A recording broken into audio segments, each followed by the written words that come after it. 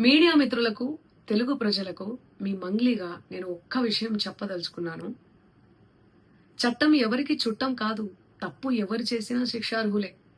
ఈ micro finance అనే పదమే నాకు తెలీదు.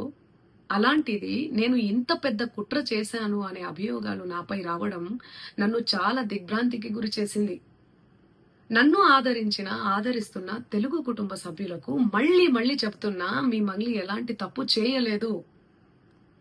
ఈ కేసుకు నాకు ఎలాంటి సంబంధమూ లేదు. అబద్ధాన్ని అబద్ధమని చెప్పి ఇంత గొంతు చింపుకొని చెప్తున్నా కూడా నాపై బురద చల్లడం ఆగడమే లేదు.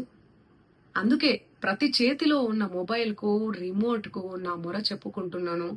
చట్టాన్ని గౌరవించే పౌరురాలిగా బాధితులకు న్యాయం జరిగేందుకు, దర్యాప్తు అధికారులకు సహకరించేందుకు నేను సిద్ధంగా ఉన్నానని మీకు విజ్ఞప్తి చేసుకుంటున్నాను.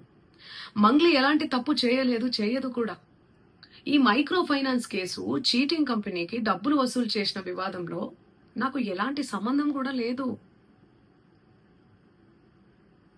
మధునాయక్ ను మా కమ్యూనిటీ ప్రోగ్రామ్ లో భాగంగా నన్ను, నా తమ్ముడు శివాను కలిసిన మాట వాస్తవమే.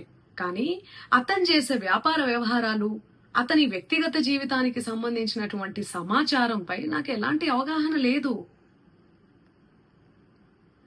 ఈ కేసు విషయం నా దృష్టికి వచ్చిన వెంటనే నేనే స్వయంగా వెళ్లి అడ్వకేట్ సుబ్బారావుతో పాటు రమావత్ మధుపై పోలీసులకు ఫిర్యాదు చేసిన. తప్పు చేసిన రమావత్ మధు అండ్ గ్యాంగ్ పై ఖచ్చితంగా చర్యలు తీసుకోవాల్సిందే. బాధితులకు న్యాయం చేయాల్సిందే. ఈ కేసులో మోసగాళ్లను, బాధితుల అంశాలను పక్కన పెట్టి నాపై, నా కుటుంబ సభ్యులపై దుష్ప్రచారం చేసేందుకు కొందరు వ్యక్తులు కావాలని హేమకాంత్ రెడ్డి, సుబ్బు అడ్వకేటు, మధు నాయక్ ఈ కేసులో మోసగాళ్లను, బాధితుల అంశాలను పక్కన పెట్టి నాపై, నా కుటుంబ సభ్యులపై దుష్ప్రచారం చేసేందుకు కొందరు వ్యక్తులు కావాలని ఈ వివాదంలోకి నన్ను లాగుతున్నారు. నిజానికి ఈ మైక్రో ఫైనాన్స్ అనే వ్యవహారంలో నష్టపోయింది బాధితులతో పాటు నేను కూడా ఒక బాధితురాలనే. వాళ్ళు అమాయకులు డబ్బులు పోగొట్టుకున్నారు.